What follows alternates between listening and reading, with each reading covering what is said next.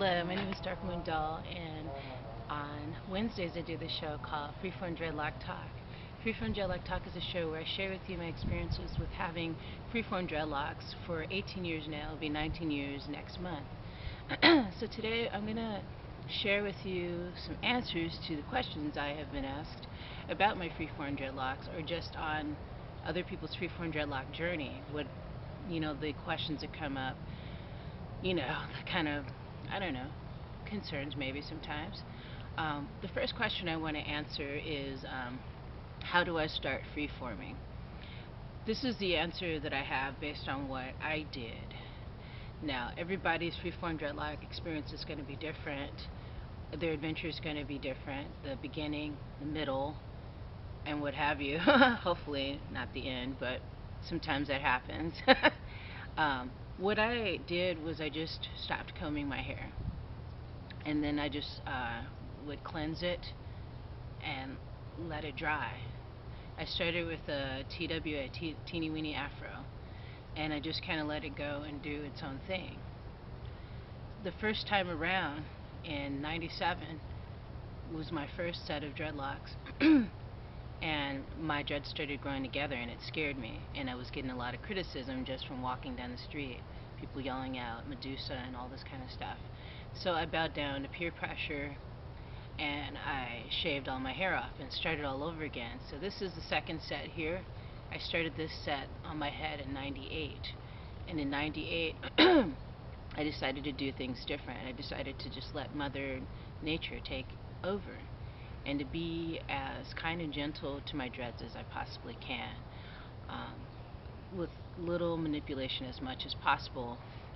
The biggest thing that I did that I don't know if I'd say I regret, because every time you do something that you may see as an error, you can learn from it.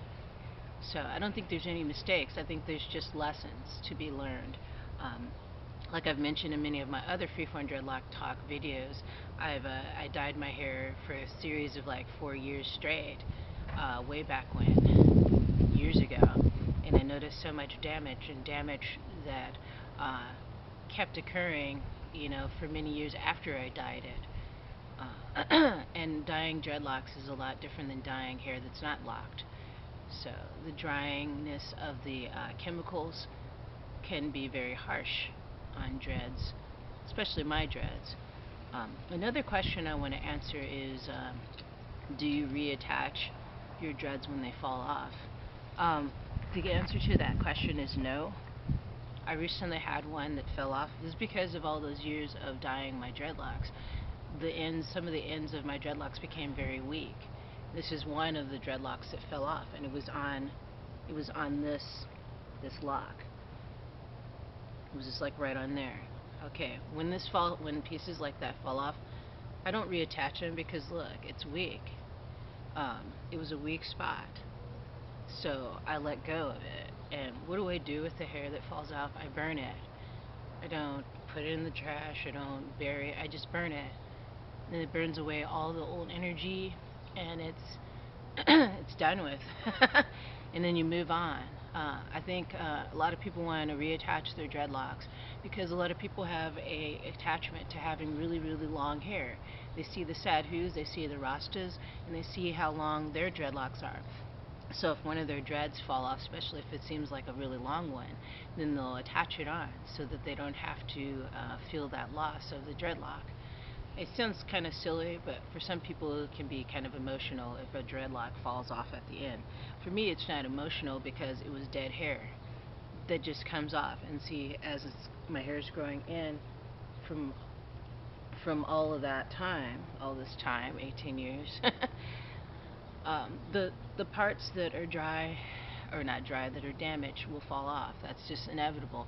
Now, if you have hair falling out at the scalp, I think you'd want to worry a little bit more than dreads falling at the ends of your hair.